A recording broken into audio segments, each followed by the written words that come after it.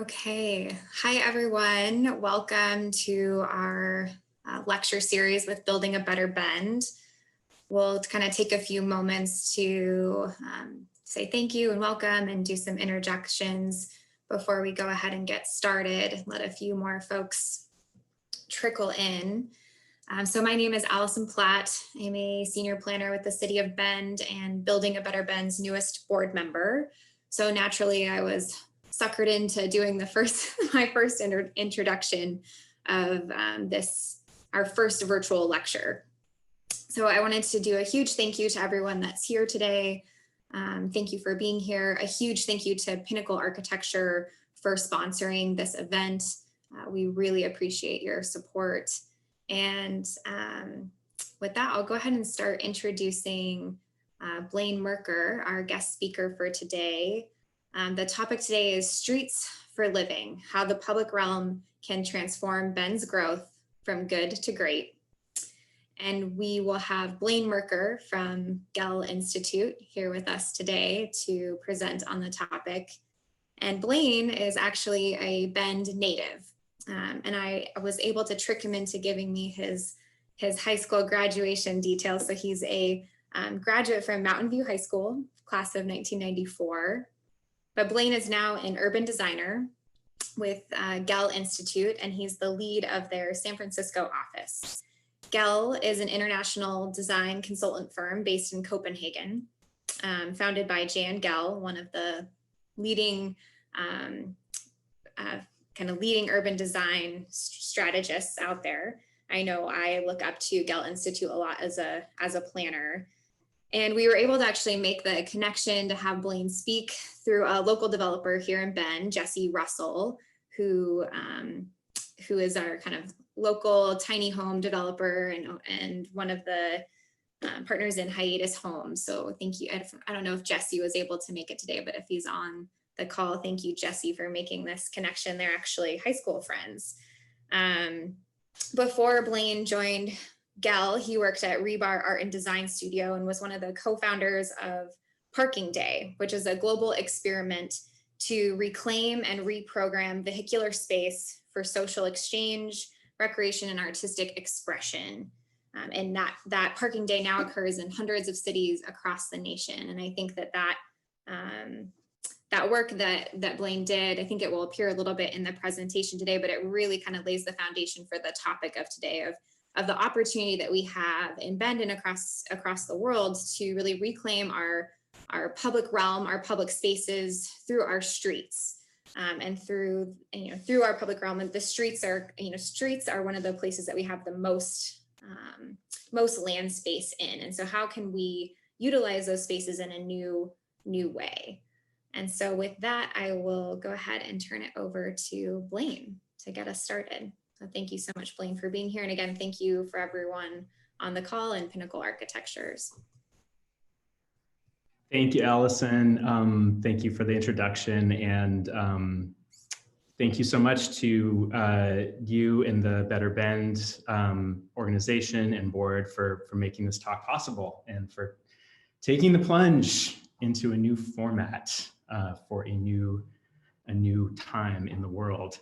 So I'm going to go ahead and just start my presentation slides and just bear with me for a second while I share the screen, and we'll make sure that the AV works. So I think you'll need to make me a host so I can share the screen there, either Valerie or Allison. And while we're waiting, I'll just kind of dive in a little bit. It is true, I am from Bend, and you are going to get to hear a little bit more about that today. And in fact, it is kind of hard not to take an invitation to speak to a hometown audience, sort of personally, and it's just really incredible. Actually, I've super enjoyed this, like thinking about kind of the work that I do and putting it through the lens of coming from Bend. So let's just see here. I'm going to share screen, and we will see if that's presenting there. And just, Allison, maybe let me know if that's not showing up in the screen. It's showing up, but I think you need to zoom in a little bit. Blaine, it's kind of a zoomed out view. Zoomed out, okay. Is that any better? No. I think yesterday you were able to hit play and it worked. At the top. Hang on again. This is life on Zoom. How's that? Yep, that's perfect.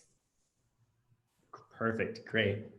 Okay, well, thank you again, and just thank you to everyone on this call who's taking some time out of your day to connect and share ideas virtually.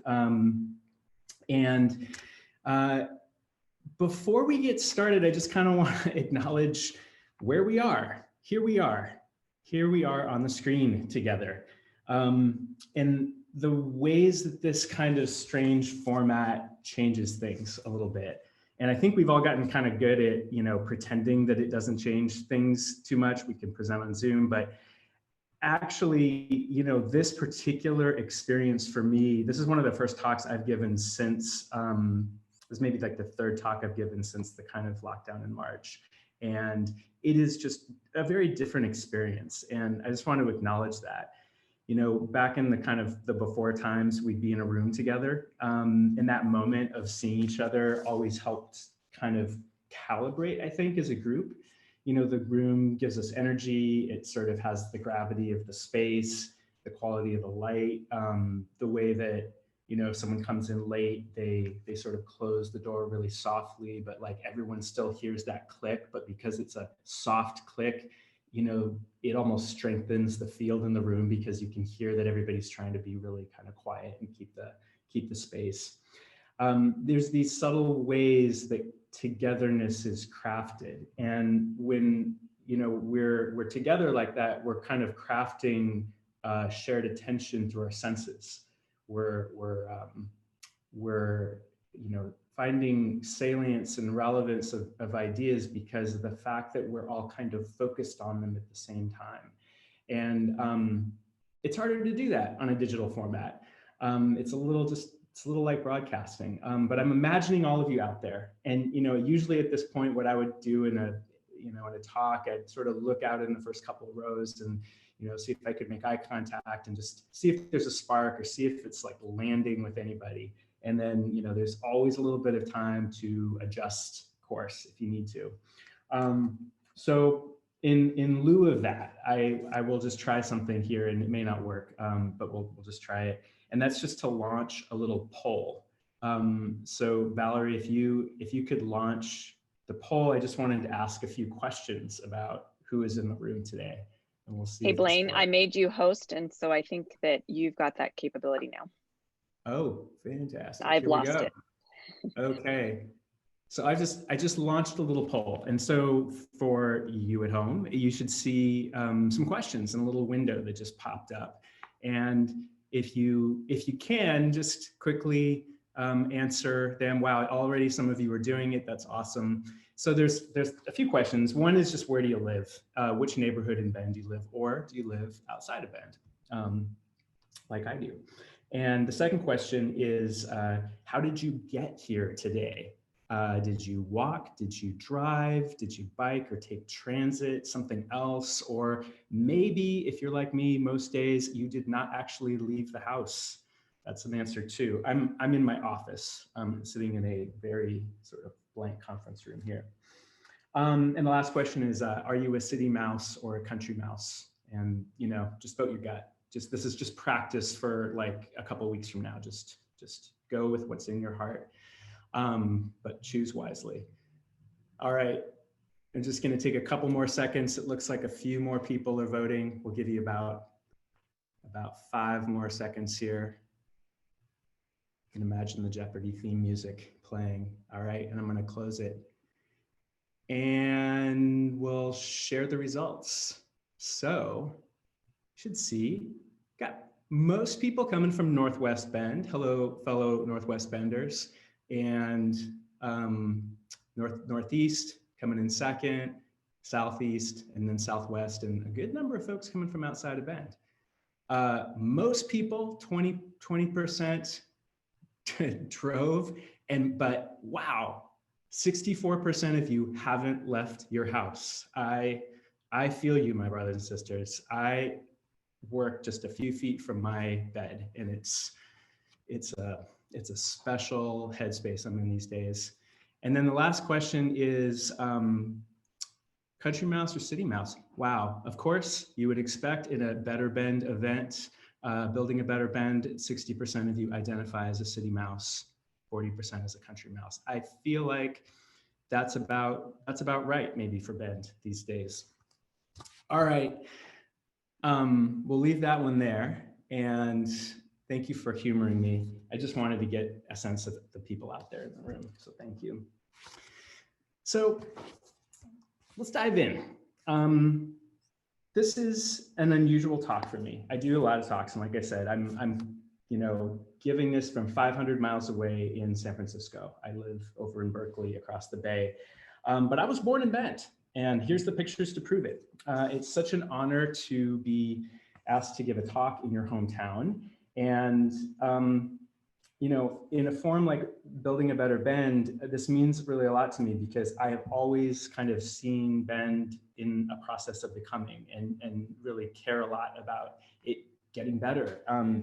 And at the same time, Bend is really sort of like an essential place to me too. It is so informed by the natural environment, and what makes it, it just is inescapable. So it's very much itself, but it is always changing.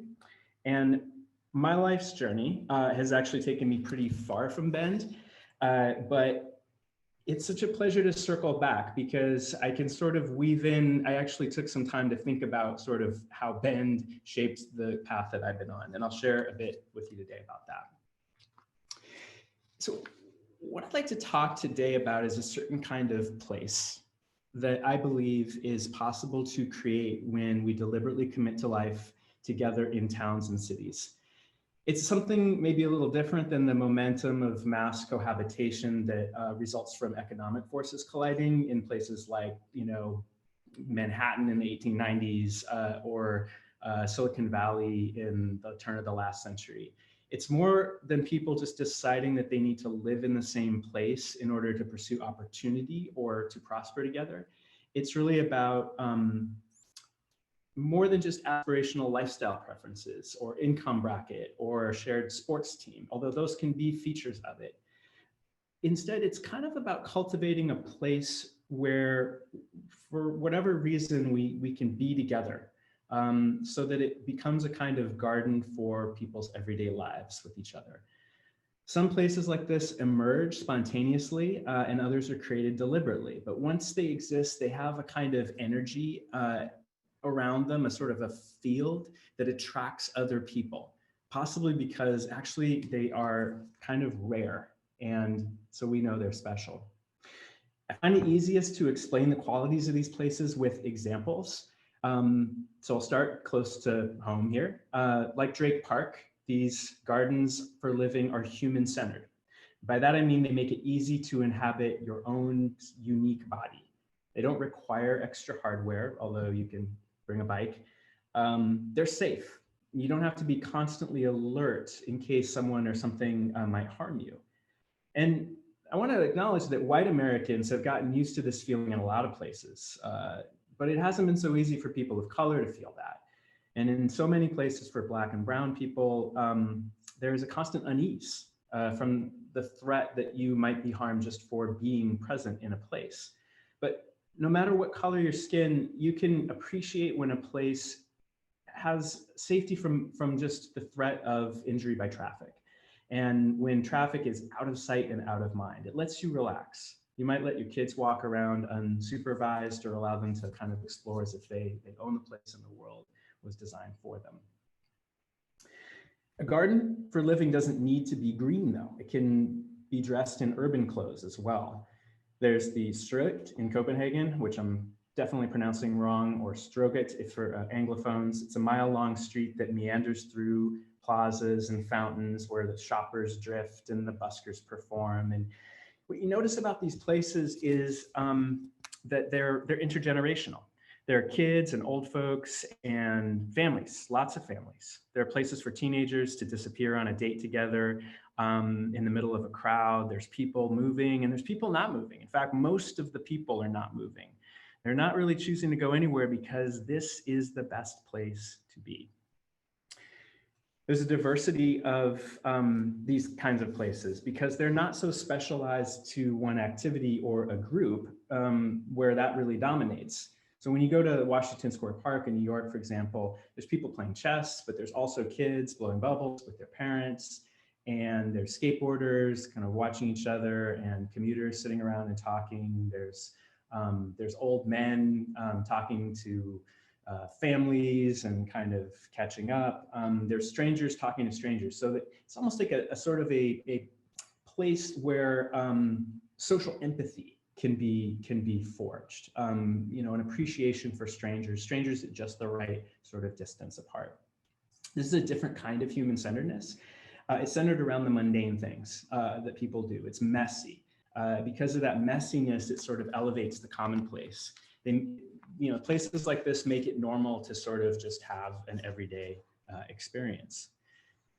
Now, believe it or not, it's possible for machines in some chaos to exist in the gardens for people with the people. It's not that they're theme parks, and I'm deliberately not showing any pictures of the High Line here or Disneyland because I would sort of say they fit into that category. I'm showing kind of live places where unexpected, messy things happen. The key feature, though, for all of them is that humans dominate, and humans are in charge. The narrow streets of Amsterdam are full of bikes and people walking, but they're also full of mopeds and some cars, too. The streets of Old Hanoi are crowded with bikes and scooters and people and cars, and it is a kind of a chaotic place, but it's also a place for social eddies and commerce. There's buying and selling happening, people making food on the sidewalk. You know, the nightlife in a place like this can just spill onto the street, again, because the humans are in charge. In New Orleans, a city who has been as badly molested by the automobile really as any place in America, but there are still streets where music and nightlife take over a corner and the crowds kind of spontaneously gather and prevent anything else from happening. They create a gravity that, you know, it sucks other people into it and stops traffic. In Turkey, in Istanbul, the kind of best pedestrian street, İstiklal Caddesi, is an easy street to relax in, yet there is a rail line driving down the center of the street. So there can be a machine in the garden. It's just that the people know the place of the machine and the machine does as well. And then there are greenways. I mean, they could go on and on with different examples, but the Emerald Necklace in Boston, of course, designed by Frederick Law Olmsted in the 1800s, or new greenways like the Monon Trail in Carmel, Indiana. This is a project that we designed, has features a bikeway, playgrounds, multi-purpose space, but also cars. And really this infrastructure is, you know, as important as a freeway or a seawall. It is an infrastructure that creates the shape of the city and how one moves about it. My favorite is to take my other hometown is in Berkeley, the Ohlone Greenway, which is a long linear park where I go with my kids, and we go to watch the turkeys. The wild turkeys walk around on the weekends, and my kids learn to ride their bikes here in complete safety and complete confidence because it was a human-centered environment. And when I used to go into work, this is how I would get to the train station, is to walk along this. So there's a reason that these places are treasured. And I just want to sort of, think about those places you go to on vacation that look like this. People remember these places from their travels. It's not so much that they're exotic, that we see something entirely new when we're there. It's that we see ourselves. We see our humanity, or rather that humanity is prioritized in these places. When we're stripped of the cares that we bring from home as tourists, we get to feel what it's like to be a human being in the world. And when that world cultivates being human, those conditions are really magical. we're awed by the experience of simply being able to exist as ourselves as the world spins around us. So every speaker you hear will give you their vision of heaven or warn you of their version of hell. And in this talk, what I'm focused on is a tiny piece of heaven that I think is achievable on earth. There are many types of heaven on earth, of course. I mean, there's natural ones like being alone at a mountain lake, riding through the desert at 70 miles an hour, things that you can do a lot of in Bend. There are other forms that are intensely private, right? Like holding your newborn or building a movement for justice or whatever is, inspiring to you. But the version of heaven I'm concerned with today is about where the physical world intersects with the social world and the best way possible that can happen. It's where the individual meets society at eye level. It's humble and it's imperfect and it's messy, but it can, if it's done well, create the conditions for joy and safety and belonging. And I'm interested in thinking about how that can happen in Bend. I believe and have dedicated most of my life's work actually to trying to sketch the shape of this kind of heaven, because I believe that it's really essential to us figuring out if we're going to survive on this planet together for more than a few more generations, if we're able to get along together, if we're able to live sustainably together. There's a lot at stake in getting this right. And frankly, I don't want to be pessimistic sounding, but I don't think we have it right at all, especially in the United States. And I don't mean some nostalgic vision of the past in a commune or a small town. I mean like a 21st century vision for what it means to occupy space collectively and sustainably together. So I think in the US in particular, we need to craft a new language around this of physical togetherness, where neighbors and strangers can speak the same language. So the good news, though, is that this structure for the garden for living, a place where everyday life and even beloved community can unfold, it already exists and it's all around us. It's the public realm, and it's the space between buildings and between our private destinations. It's our streets, our parks, our infrastructure. And the good news is that we already have more of it spatially than we will ever need. But we've given most of it away to other purposes and forgotten what it is for, a commons for collective experience. So I said that this was going to be personal, and I want to take you on a quick journey of my discovering of what the public realm was and what the potential of it could be. And I'll start in Bend, because that's where I was born. My parents came to Bend in the 1960s to be closer to outdoor life, of course, and camping and cross-country skiing, and to kind of achieve, this small town middle-class life that you could really have in Bend at that time, and still can. It was a few years before the sawmills started kind of shutting down for good. And then Bend went, through this painful downturn and then a rebirth and metamorphosis as an outdoor destination or a mecca. I believe the word mecca was what everyone called it for like 30 years, still do. And everyone knows that story here. My experience of the public realm early on was kind of monocentric. I mean, there was downtown and there were ceremonial gatherings there, and you could, occupy space for parades. And then for Drake Park, in Drake Park, there was, concerts and sort of wandering around and getting lost from your parents. And then for everything else, there was 3rd Street. And that was kind of it. But the other dimension that Bend had and still has was the natural experience. So from my experience as a 10-year-old only child, life in Bend was full of adventure. From our house north of the city limits, the sagebrush and juniper stretched on for miles into the Deschutes River Canyon and the hills beyond. And I explored with a kind of freedom that I think a lot of kids don't have growing up. There weren't really many places that I didn't feel safe and comfortable kind of going until sundown. The world felt empty of human stories, but full of natural ones. My dad, who was a high school teacher, had been retraining to become an aircraft mechanic and soon found a job that offered positions in Europe. So at 10 years old, we left Bend for an open-ended residence abroad, first in Amsterdam, then in Zurich. The move profoundly shifted my frame of reference.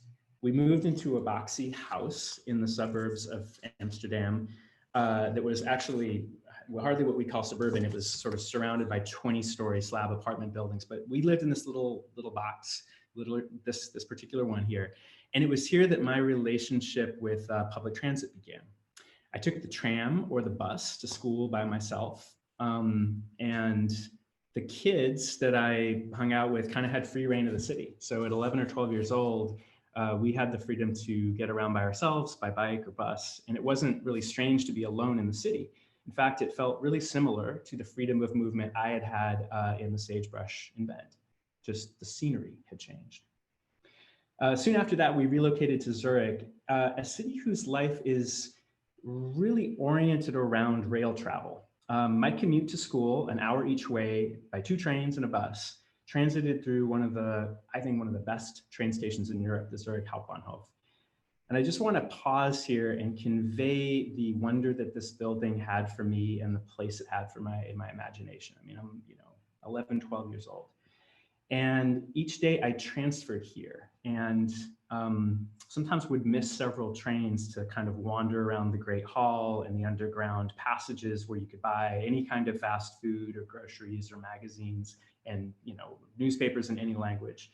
It was this kind of miniature city where movement was entirely pedestrian, except for the trains, which sat like lions or elephants at the zoo in their steel cages, kind of powerful but under control. My teenage years in Zurich, I began to move about super freely, and I moved between my friends' houses who lived kind of scattered around the region, and we all traveled around by bike and tram and train, increasingly staying out till late at night. And in a country with almost seamless regional transit, there was no reason to have a car, even for families. So life seemed to pulse around public transit where you could see every kind of person, really young and old, rich and poor. The other thing I noticed in Zurich was that the city didn't have to be opposed to nature to be urban, or it could be part of nature and still be urban. High frequency transit stretched into the countryside because high density housing did too. Apartment blocks were nestled into the valleys and the forests and gave residents immediate access to their natural surroundings. And what really stood out was how the Swiss people treated water. Anywhere you could bathe outdoors in a river or lake or stream, there were small design gestures to make it possible. You might see tiny steps and a handrail cut into the embankment of the river in the middle of the city. And you'd see bankers, these uptight Swiss bankers, stripping off their clothes together and swimming at lunch. By the time I was ready to start high school, I'd experienced life in a city with full freedom of movement and access to a network of public spaces that could be enjoyed by foot and by bike. I didn't realize it at the time, but what I was experiencing wasn't just the physical realm, the public realm, but something more like public life. What people create when they live their lives together outside of their home, workplace, and car. It was enabled by a very simple rule, which is that we're drawn to environments that make us comfortable. And when we go there, we stay longer when there's other people present. That's it. This is different from private life, which is also important. It's not backyards, it's not commuting in your car, it's not the workplace. It's showing up to somewhere where you don't know everyone who's going to be there, and yet you share the space with them anyway.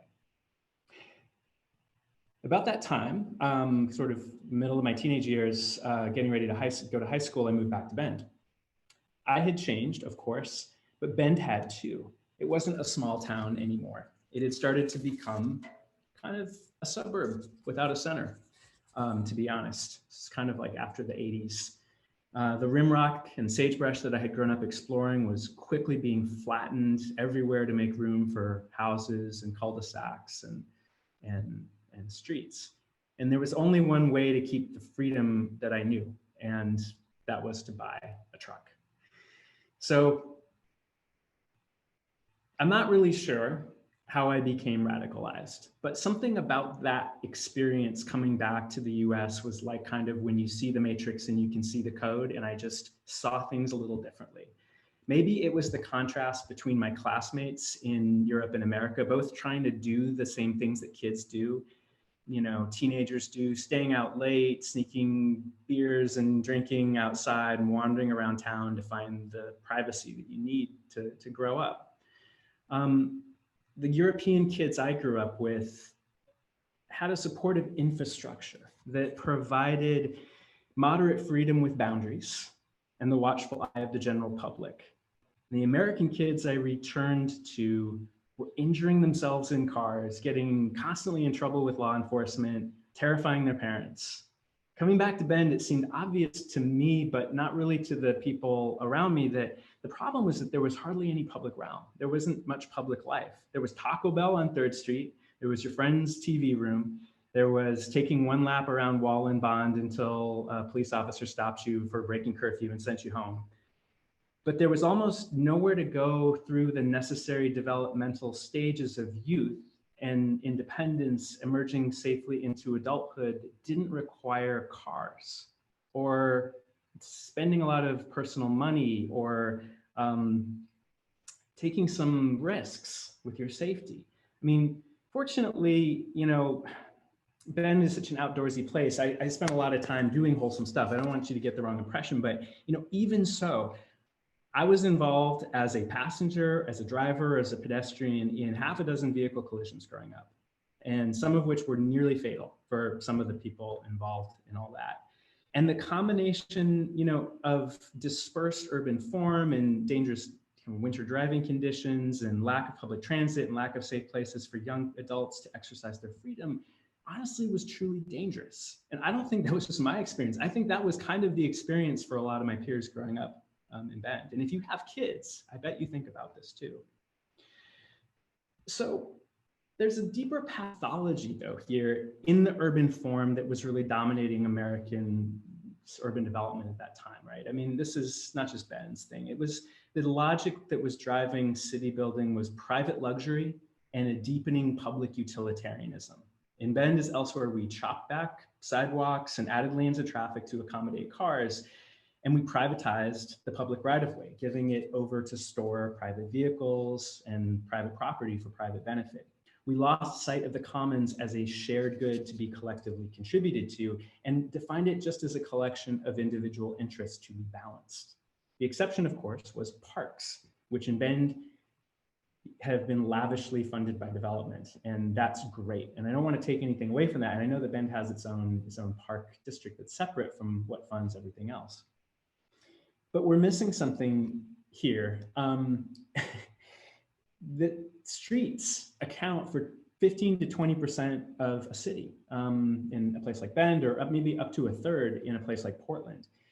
And that area, if taken together, accounts for usually around 80% of a city's public space. Way more than parks, more than all the parks combined. Yet until kind of recently, we somehow collectively agreed that the highest and best use for this publicly owned asset was to store private property and move private property. That those cars would get us to the parks where the real fun and the real life happen. Parks for fitness, streets for getting fat. Parks for togetherness, streets for being stuck in traffic by yourself. Parks for safety, streets for getting injured. I'm just going to put this up without comment here, but there's an issue with how we design streets for the experience of sort of the naked human animal. It really, we have a tough time thinking about it in the US because we think about it from a very kind of chopped up perspective. And here's what I mean. When we design space, when we design a street, we design it through the different agencies that have purview: planning, urban forestry, Department of Transportation, Public Works, Health Department, okay? And that's how the world works. It's like, this is how we have to deliver the public realm of streets. But this is how we experience space as a human animal. We don't experience it through the lens of the different agencies. We experience it through our eyes and our senses. So we as a human animal experience this world through the five senses, and we are primarily visual animals. And I just want to pause for a minute to kind of explain what I mean. most of our memories, most of our decisions come as a result of what we perceive through our eyes. And our eyes are very similar across all people. It's about 70 degrees field of vision vertically, and it tilts slightly downwards because of the geometry of our heads. So human beings are constantly focused on the kind of bottom 20 feet of buildings. That is what primarily comes through our senses and our brain as we walk around. So it makes that ground floor very important. And our brains need about 1,000 stimuli per hour to stay engaged and feel present and stimulated.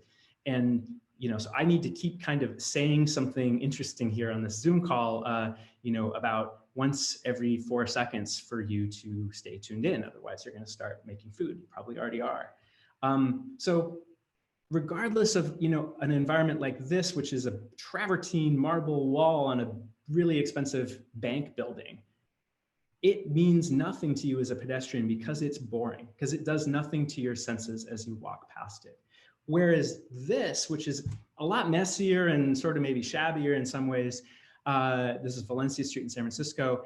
We love being in places like this because the environment changes every 4 seconds. At 3 miles an hour, that new facade is a new stimulation of your brain every 4 seconds as you walk. So we are drawn to places like this. And retailers know this, right? They put out things like, fruit and things to look at and lots of detail out kind of, where you can see it, maybe at the checkout counter. But why don't we as a public demand more of our public realm? Why don't we demand that the public realm also provides us this? Instead, we settle for this. We think this is what we deserve. We don't need to reclaim anything until we realize we have given it away. We've actually given away something we have to provide us back something that we don't really enjoy that much. So this was kind of my radicalization experience coming back to the US, becoming a young adult. And to skip ahead to kind of getting into, my adulthood, I went to design school. I majored in landscape architecture, got a degree in that at Berkeley, and started an art collective called Rebar. And one of our first projects was the temporary appropriation of a metered public parking space in San Francisco. What we had looked at was, we were thinking about this. Where are the places that lack open space, actually lack amenities? And we found this was one of the most underserved by open space places in downtown San Francisco. And so we just spent about $500, brought in a roll of sod, a tree, a bench, some cones, and created a little space for people to hang out. We fed the meter. So we were legally renting the space. It was actually, even though we kind of wished it wasn't against the law, it was fully legal, and we took it out after the meter was up in 2 hours. And we took some pictures of it and we posted them on the internet. And that was kind of going to be it. This little project called Parking.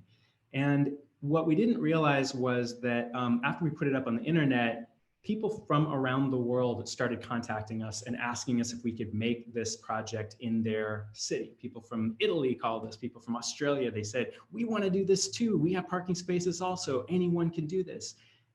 So we realized that we needed to open source the code for this. We wrote a manual. We trademarked the name Parking Day, and we licensed it with a Creative Commons license that anyone could do, and set the 3rd Friday in September as Parking Day around the world. And it has been Parking Day around the world ever since. And I believe it's happened in Bend. I don't know if any of you have seen it, but I've lost track. It happens in hundreds and hundreds of cities everywhere every year. And what was really interesting was it started to spawn a kind of a different way of thinking about the street, right? This commons. It's not like we have to have these tiny little parks to make up our park deficit. It's the collective of all of these tiny spaces that have been given over that could add up to something different, and calling attention to it. So people did all kinds of things. I mean, they created little libraries, they created art installations. And the city of San Francisco, kind of seeing that momentum, created a program called the Parklet program that allowed people to apply for a permit to permanently leave out these installations in the public realm on the street. And you see these little parklets all over now. They're in San Francisco, and they've obviously become much more important during the pandemic. So this grew and grew, and it grew kind of exponentially.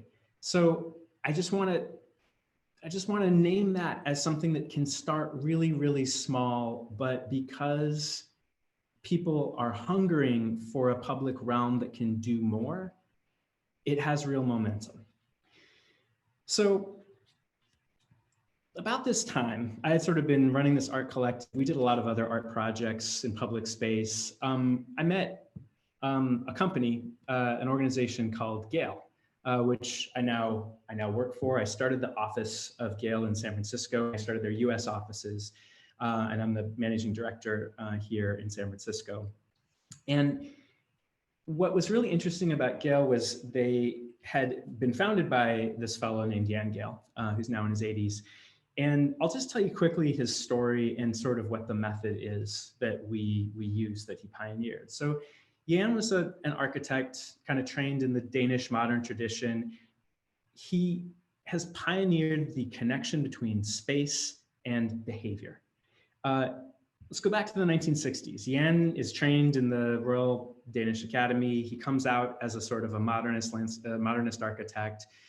His wife, Ingrid, is a sociologist, though, and she has some questions for him. She starts sort of pushing him at home and saying, what kind of life are these buildings that you're building, that your contemporaries are creating? What kind of life are they making? Have you studied anyone's actually using those buildings and the spaces outside? Because this is kind of what it was like, right? It was pretty rough. What are those spaces actually like? And he said, I don't know. But she, as a sociologist, she had the tools to inform this architectural observation. So the two of them got a stipend. They went to Italy, and they started touring the great public spaces of Italy to kind of look for the source material. So they looked at, the Campo and Siena, and they made detailed observations about what people were doing and created a methodology for observing. That became the basis of an early book called Life Between Buildings, which has been translated into dozens of languages. He came back to Copenhagen, which was a city just like every other kind of Western city at the time. After World War II, the city had invited automobiles in, and the streets were clogged, choked with cars. And Jan Gale sort of said, hey, I think there could be something more, like maybe Danes could participate in this public life that I've observed in Italy. And city leaders said, yeah, but we're not Italian, it's cold here. It's wintry. No one's gonna hang out at cafes. Nevertheless, there was a small movement by city leaders to sort of close down some streets or keep some streets as pedestrian streets. They still had their kind of medieval core was pedestrian. And so Jan said, all right, I'm going to go out with my students. He was a professor at the architecture school. I'm going to study what is happening. We're going to observe. And he measured people moving, walking, cycling, and really importantly, the age and gender of who was moving, and also people staying. What were people doing when they didn't move? And using that data, he provided evidence that actually the city streets would do more close down from cars to attract people than they would open. So over the course of decades, it's really taken, almost 50 years, the city of Copenhagen has gradually transitioned more and more spaces over to people from streets and traffic. But it took that data and observing that it had a positive effect on behavior. And this became known as the Public Space Public Life Survey, which is really the basis of Gale's practice that I work on. So we've modernized our tools. We have a database that we use to track all this information. What we're really trying to understand is the difference between user experience and design. And just to kind of cite a couple of examples of how the power of these tools, I mean, you probably know the story of Times Square, how it's been transformed. It was transformed because we at Gale gathered the data to show that 10% of the area was designed for pedestrians before the transformation, but 90% was given over to cars. yet 90% of the users were pedestrians and only 10% were motorists. So that data of observation, we were able to flip that ratio on its head just through some temporary measures, just some lawn chairs, which kind of became an emblem for the transformation that New Yorkers, of course, said we deserve better than a lawn chair. We need to have a more permanent design for this idea. And we've really flipped that ratio on its head, but we did it because we worked with the Bloomberg administration to gather that data. And it's changed the culture of New York, right? Times Square is now a place, at least it was before March, where you could go out and sort of engage and play in a way and see others in a way that you couldn't have before it was dominated by traffic. And this kind of mindset of like a walkable New York, you know, Times Square and the transformation of that has really been an emblem of it.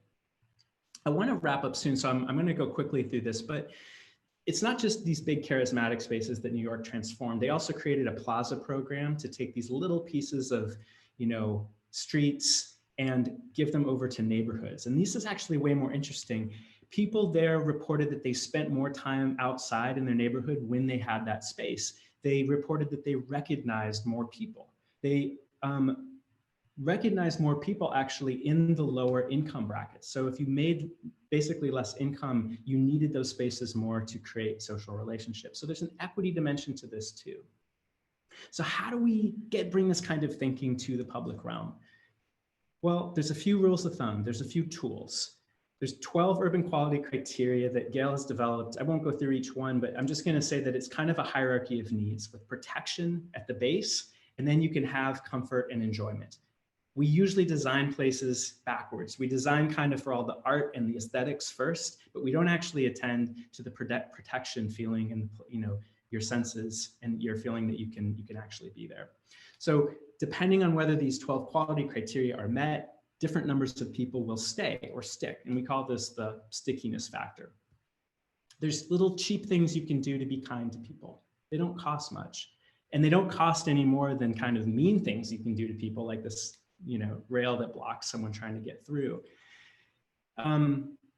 You can design for everyone. If you design for someone in a wheelchair, it makes it easier for someone who's able-bodied. If you design, you know, for a 4-year-old to bike, you're also making it easier for a 40-year-old to bike. You can create predictable speed zones where slow moving things are separated predictably from fast moving things. This is an example from Copenhagen. You can do things like pull sidewalks across side streets to elevate the fact that that pedestrian walking there is really the king or the queen. You can create magical adjacencies, coffee next to a bike station. Just a few little things here. So I don't want to wrap up without saying a few things that I actually would love for Bend to do. So I'm going to sort of end here and say, you know, be inspired by cities making great transformations. It didn't happen overnight for them. In New York, in Copenhagen, with the movement for parklets. And here are 5 ideas for Bend. They're not the only ideas. They're just the ones that I just speak to me. The first one is to connect the people places, right? You have great people places. You've got great parks, but the public realm is not just those parks and destinations. It's the things that connect them. It's the streets, it's the future greenways and parkways and human-centered mobility that you're going to have to connect them. These are super important. Think of the synergy that can happen when your 8-year-old can walk with his or her friends to another park from their school and not have to go with them. Think about what kind of childhood they can have when they can do that, or when, you know, your grandparents can make that journey with themselves unassisted. Think about the ways that it changes healthcare spending, that it could change the way that, you know, we invest in, you know, transporting our kids and old folks around, or ourselves. The second one is buildings that meet the public realm. I'm going to push you a little bit, Ben, because I think you have a bit of an issue here. Bend has a lot of buildings that have live edges. And I'm just going to pick on some where people spend time outdoors, and they rarely meet the street. It's like they're shy. They hold back. They sort of hide in the bushes. You have all these like lively buildings that go hide in the bushes, or they hide behind a parking lot. take a look at New Orleans. This is on the right. It's just the life happens right up against the street. If you don't connect the street and the building, you won't get the public life that connects all your people places. You need that synergy together. So you got a lot of roundabouts. I get it, they work, but like, just pull the buildings up to the street. It would make a huge difference. And when you really go for it, you can have places like this in Copenhagen. This is one of my favorite places. It's a little beer garden in a church basement that comes out with tables. There's a pedestrian street, and then there's a park next door. So you don't even have to have a street to sort of make that connection where you have the live edge and the public realm together. Third idea, 15-minute neighborhoods. This is an idea that the mayor of Paris and Hidalgo has been pioneering. It's been taken on by some mayors around the world. Can you get to a cafe, a grocery store, a park, and a library within a 15-minute walk from your home? Really simple idea, just basic services in a 15-minute walk. Bend, this could be a planning principle for Bend. There's a lot of neighborhoods that already kind of meet this. If you click on sort of the Orchard District, it's there. There's this tool. Here's the website for this tool. You can find out if your neighborhood's a 15-minute neighborhood. There's some neighborhoods just a few blocks away that don't. Yeah. Multifunctional avenues. So the downtown and the parks get all the attention in Bend, but the streets, a lot of the big streets really kind of suck. And there are models of really great big streets in the world. And this is in Barcelona. It's a multimodal street with really, just as many lanes as 3rd Street has. It's, also bike lanes. It's a little wider, but I think if you can kind of look beyond just the right of way of some of these streets, 3rd Street, Franklin, Greenwood, they're a little tight, it's around 80 feet for a lot of these streets, but you have more room. So think creatively about where the buildings aren't to create some of that infrastructure. Octavia Boulevard moves 45,000 vehicles per day in 130 right of way in San Francisco. It's very possible, I think, to think more creatively. And these can be really like amazing connectors. They can be parks too. And finally, and I'm really going to wrap up because I want to have time to just check in here. Leverage the outdoors. This is Bend's identity, right? I understand Bend is rated. I tell that Bend is rated one of the top outdoor cities in the country, in the world. And the great thing about that is that people in Bend know how to use the outdoors. They know how to be outdoors all year. So you just got to get like equal coverage for the mountain bike cleats and the high heels riding in the city. When you start seeing high heels and like business suits and, business wear on your bikers, you will know that something great is happening. The people are ready for it. When people in Copenhagen bike, they don't just bike because it's like good for the environment or they're outdoorsy, they bike because it's convenient. So you have to make things like that really convenient. They plow the bike lanes first. This is a bike lane being plowed before the streets are being plowed. And you can have that kind of like urban nature right up against density, right up against really lively urban places. This is Malmo in Sweden, a project that our senior advisor worked on that really is just like bringing that kind of human life to the natural environment. So we're almost out of time. In fact, we are. And I don't want to dwell on all the challenges that our world faces. But it's really serious. From health to economy to environment, we need to leverage the public realm more, and Bend can do it. You're still building. So I want to just, end with a couple quotes. This is a little cheesy, but Tracy Chapman, look around, believe in what you see. The kingdom is at hand. The promised land is at your feet. We can and will become what we aspire to be if heaven's here on earth. This is this little heaven of the public realm here if you want it. And the last one from Wallace Stegner, one cannot be pessimistic about the West. This is the native home of hope. When it fully learns that cooperation, not rugged individualism, is the quality that most characterizes and preserves it, then it will have achieved itself and outlived its origins. Then it has a chance to create a society to match its scenery. Thank you very much. It's really been a pleasure. And I know we're almost out of time, but I'll just stop here and, we might be able to squeeze in a question or two if folks are up for it.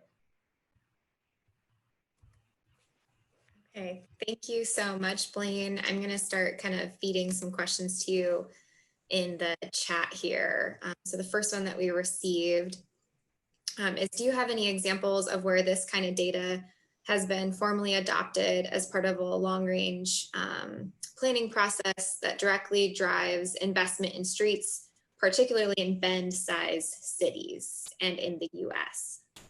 Great question. I'm glad you asked it because it gives me a chance to promote Gale the practice. I mean, this is what we do. We've worked in dozens and dozens of cities around the US. I mean, I led the Transportation Action Plan for Boise, Idaho, which is bigger than Bend, but has some similarities. We've worked in lots of mid-sized and smaller American cities, mostly through the Knight Foundation. So we work through their network of smaller places, places like Macon and Akron and Columbus, Georgia, and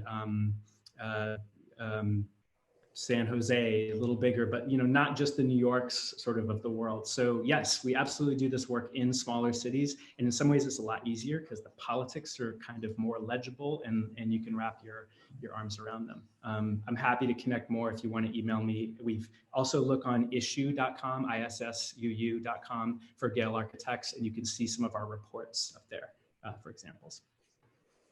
So the next question, when the dangers of cars are invisible or accepted by most, where do you see as being the biggest opportunity for change, either public opinion, through business owners, elected leaders, or government staff? So there's some great data out there that I didn't have time to share about. Actually, people spend more money on bikes than they do in cars per mile and trip. So there's an economic argument. And actually, when you look at density and walkability, it correlates with economic activity in a pretty strong way. So you can make that economic argument to a lot of merchants. You can also, I think, make the kind of experiential argument, which is really the strongest. And that's about getting people to places they already love. I mean, when you think about the experience of walking through Drake Park or the Old Mill District, or some of the Bend's great kind of walkable streets, people know that. I mean, they have had that experience and they might have had it in other cities too. So I think tapping into kind of what people already know and using that as a lever to kind of open people's minds to what is acceptable to plan for an experience is a good tool that we use quite a bit. We always start with what are the places you already love? And then we kind of work from there. It doesn't always work to import examples from Europe, even though I did that for you guys today. Okay, and then last question that we'll take before we wrap up. Any suggestions for how to navigate planning meetings or public meetings when there's kind of that typical reaction from folks when we talk about making spaces for cars smaller? Yeah, it's hard to argue with cars when everyone feels like their experience of being in a car is so terrible. And to take away more parking or take away more capacity would only make it worse.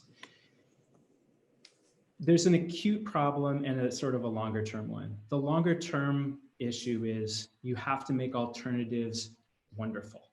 If you make them really joyful and it's a joy to not be in a car, people will have that as a frame of reference and they will make different decisions in the meeting. So you need to get those people out before the meeting and give them the best biking experience that you possibly can. Take them on a walk and then take them somewhere that's a terrible experience. Have them sit on the other side of it. A lot of the folks who design bike facilities, honestly, don't get on their bike enough and ride in traffic. A lot of the people who vote on how our streets will be invested in and used don't spend their time biking in traffic. Have them take their kids out, go on a ride together, skip the meeting in the conference room and go on a ride together with your families. I really believe getting out and doing stuff together and having shared experience is a shortcut to people agreeing very quickly on what the issues are. Well, we're going to have to wrap it up there. Maybe Blaine would be willing to answer some of the questions that we receive offline, and maybe we could post those to our website. But just a huge thank you to you, Blaine. And it was so wonderful taking the journey from childhood again with you in this. Thanks for indulging me. That was really fun. And we really appreciate it. A huge thank you again to everyone that's on and listening today. This will be recorded and posted onto our website. Building a Bend does have a brand new website, so you can go to buildingabetterbend.org. And we have another lecture coming up on November 10th. Will COVID-19 permanently alter teleworking commuting patterns, with two speakers from Kittleson and Associates, Matt Kittleson and Jorge Barrios. So that should be a really interesting lecture. Again, huge thank you to you, Blaine, and to our sponsor, Pinnacle Architecture, for helping sponsor this event. And with that, I'll leave it out and make sure to check the website for this recording. It will be posted. So thank you. Thank you, Allison. Thanks, everyone.